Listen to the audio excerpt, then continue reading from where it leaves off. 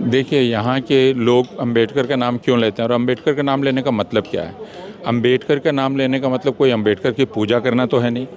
अंबेडकर का नाम लेने का मतलब है संविधान पर बल देना, उस पर जोर देना। तो हमें कोई स्वर्ग तो चाहिए नहीं, हमें तो इसी धरती पर अपने हक चाहिए ना, और वह हक तो हमें संविधान दिलाता है। इसलिए हम तो बार बार संविधान का नाम लेंगे जिसके साथ अंबेडकर साहब का नाम आएगा। तो यह हमला दरअसल जितना अंबेडकर पर है उतना उन लोगों पर है जो इस संविधान से अपना हक इसी धरती पर लेना चाहते हैं। यह बात बहुत साफ है। आज तक भारतीय जनता पार्टी ने अपनी किसी गलती की माफ़ी नहीं मांगी है। शुरू से लेकर अब तक उनका रिकॉर्ड यही है, उन्होंने अपनी किसी गलती की माफ़ी नहीं मांगी है। और ऐसा करके वो दरअसल उनका जो अपना कोर वोटर बेस है उसको ये बतलाना चाहते हैं कि हमारी विचारधारा जैसी थी वैसी ही है। अब उनके बारे में उन लोगों को तय करना है जो उनके कोर वोटर नहीं हैं लेकिन कभी कभी वोट दे देते हैं कि उनका रुख क्या। मनुस्मृति का मतलब क्या? मनुस्मृति का मतलब है कुछ जातियों की श्रेष्ठता, कुछ लोग ऊंच हैं कुछ लोग नीच हैं, गैर बराबरी है, दो तरह के कानून होंगे। अब पिछले दिनों में देख रही है भारतवर्ष में परशुराम जयंती, ब्राह्मण श्रेष्ठता, भूमियार श्रेष्ठता, राजपूत श्रेष्ठता के नारे लग रहे हैं।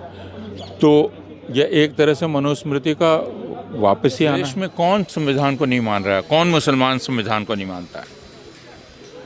आप मुझे बताइए, किस मुसलमान ने उठ के कहा है कि हम संविधान को नहीं मानते? किस मुसलमान ने कहा है कि यह इस्लामी हुकूमत होना चाहिए हिंदुस्तान को? हमने पिछले 70 साल में ज़्यादातर लोगों को यह कहते सुना है कि भारत को हिंदू राष्ट्र होना चाहिए। मैंने कहीं नहीं सुना कि कोई उठ के कह रहा हो कि इस्लामी राष्ट्र होना चाहिए। फिर किस शरिया की बात की जा रही है? जैसे लोग लगातार संविधान से चलेगा ना, वो जैसे भी चले, मैं अभी उसकी बात ही नहीं कर रहा। मैं कह रहा हूँ कि हिंदू राष्ट्र की मांग की गई है, की जा रही है अभी भी। जो संवैधानिक पदों पर बैठे हुए लोग हैं वे कह रहे हैं भारत का राष्ट्रीय धर्म सनातन धर्म है, ठीक? तो वे संविधान के विरुद्ध बात कर रहे हैं या नहीं कर रहे हैं?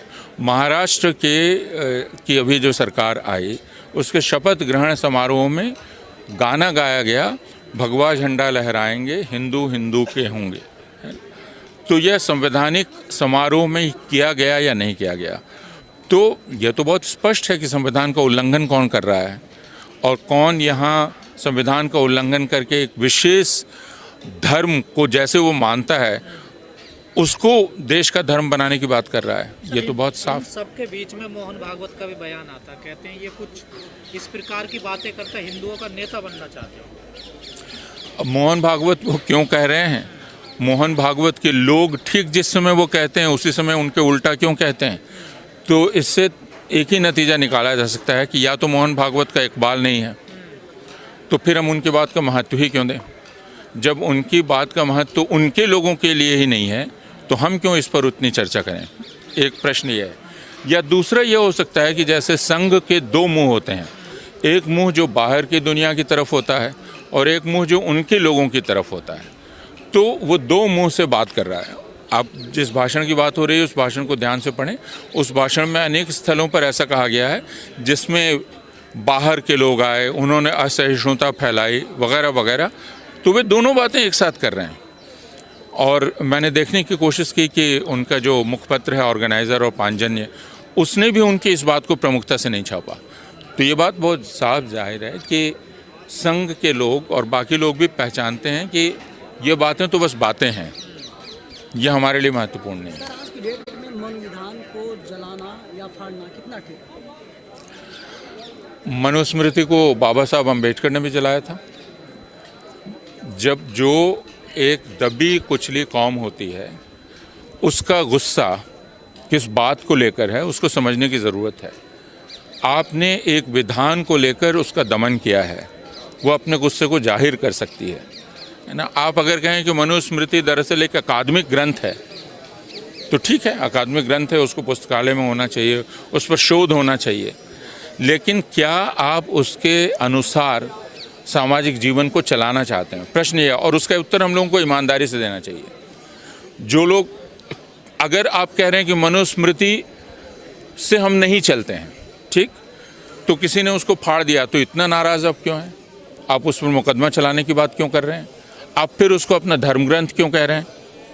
सवाल वही है ना, दोनों प्रश्न हैं, उसका उत्तर उन लोगों को देना चाहिए। खुलेआम मारने की बात की जा रही है मीनाक्षी। मैं वही कह रहा हूँ कि आप एक तरफ तो कहते हैं भारत में कौन मनुस्मृति को मानता है ना, दूसरी तरफ अगर किसी ने उसको फाड़ दिया तो आप ये कहते हैं कि उस पर मुकदमा चलना चाहिए, उसको जान से मार देना चाहिए, कुछ और ना चाहिए। तो फिर खुद आप अपना तय कर लें कि आप क्या कहना चाह रहे हैं। और संभल में सर जो जांच एजेंसियां हैं वो मंदिरों को भी जांच के घेरे में ले रही हैं और ये पता करना चाह रही हैं कि कितना पुराना प्राचीन मंदिर है। भारत में अभी आगे इतिहास जब लिखा जाएगा तो होगा कि भारत में एक काल आया जब मंदिर आविष्कार काल के नाम से जाना जाएगा। जब भारत के सारे लोगों की प्रतिभा यह जानने में लगी, भारत के अधिकारियों की, भारत के शासन की, कि कहाँ कहाँ मंदिर थे और उनकी आयु क्या थी और वो किस प्रकार के थे, और भारत की पूरी शासन व्यवस्था इसमें, ये बहुत दिलचस्प अध्याय होगा आज़ाद भारत के इतिहास का। इसकी एब्सर्डिटी को आप समझ सकते हैं, और ये सिर्फ इसलिए किया जा रहा है कि हिंदुओं को ये बतलाया जा सके कि वे वंचित थे और उनको अब उनके मंदिर वापस दिलाए जा रहे हैं। सिर्फ उनमें यह एहसास दिलाने के लिए किया जा रहा है। चूँकि सुप्रीम कोर्ट ने मना कर दिया कि अब आप मस्जिदों का सर्वेक्षण नहीं कर सकते, तो अब ये नया तरीका निकाला गया है। दो चीज़ें की जा रही हैं। हाँ, मंदिर मिल भी तो रहे हैं, दिखाया जा रहा है कि देखो ये हम सारे लोग जानते हैं, हम सारे लोगों के कस्बों में, शहरों में कोई पुराना मंदिर कहीं बंद पड़ा है, कोई नहीं जा रहा है, बस्ती वहाँ से किसी तरह से चली गई और मंदिर उपयोग में नहीं है, ऐसा हर जगह है। तो आप ऐसे हर जगह मंदिर निकाल सकते हैं, लेकिन जो आप उसको निकाल के ये कह रहे हैं, जो इशारा करना चाह रहे हैं कि वो क्यों बंद थे, तो वो लोगों के दिमाग में डिकोड होता है कि मुसलमानों के चलते बंद थे। हालांकि उस बस्ती का रहने वाला ही बतलाता है कि नहीं हम ही ने बंद कर दिया था, हम ही नहीं जा रहे थे, पुजारी नहीं मिल रहा था, वगैरह वगैरह।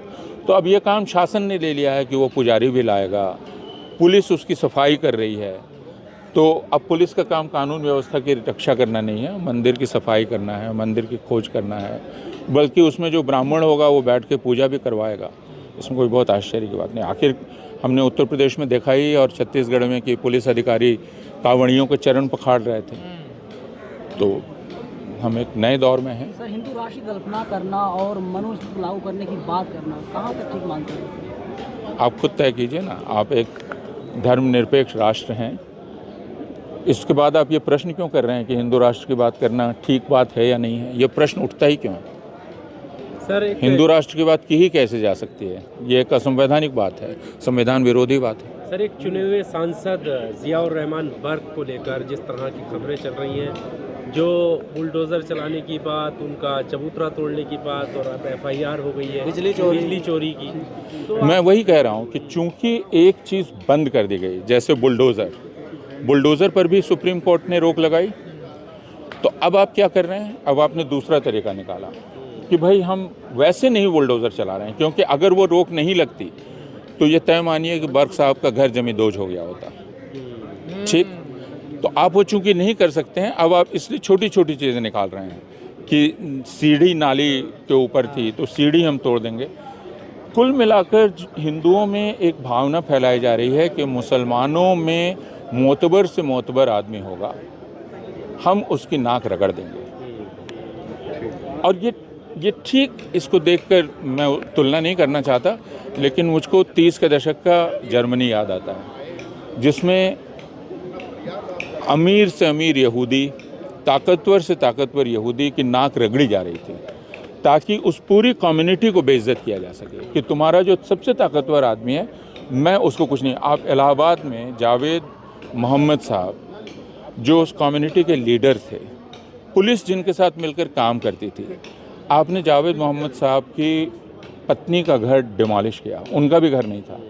वो क्या मैसेज देने के लिए किया कि हम किसी को कुछ नहीं मानते। ये पूरी कम्युनिटी को एक मैसेज दिया जा रहा है कि किसी की कोई औकात नहीं है आपके यहाँ, और एक तरह की खुशी हिंदुओं को देने की कोशिश की जा रही है कि देखो हम कितना सता सकते हैं और हम किसी भी हद तक जा सकते हैं। तो हम उनका रोज़ाना की ज़िंदगी दूभर कर देंगे, हम उनको फल नहीं बेचने देंगे, हम उनको घर से नहीं निकलने देंगे। आपने उन लड़कियों के इंटरव्यू देखे होंगे कि लड़कियां कह रही हैं, एक विकलांग है, वो कह रही है कि मैं तैयारी कर रही हूँ, मैं कैसे घर से निकलूँगी, आपने सारी सीढ़ी तोड़ दी। इसमें लोगों को खुशी हो रही है कि कितना मज़ा आ रहा है, मुसलमानों को सताया जा रहा है। टाइट हो रही है। यह जो मज़ा दिया जा रहा है हिंदुओं को, यह उनके लिए बहुत नुकसानदेह होगा। पर क्या जिया जो है दूसरे आजम खां बनाने की कगार? मैं वह नहीं जानता हूँ दूसरे आजम खां या पहले। मैंने कहा कि यह मैसेज दिया जा रहा है कि हम मुसलमानों में किसी को कुछ नहीं मानते।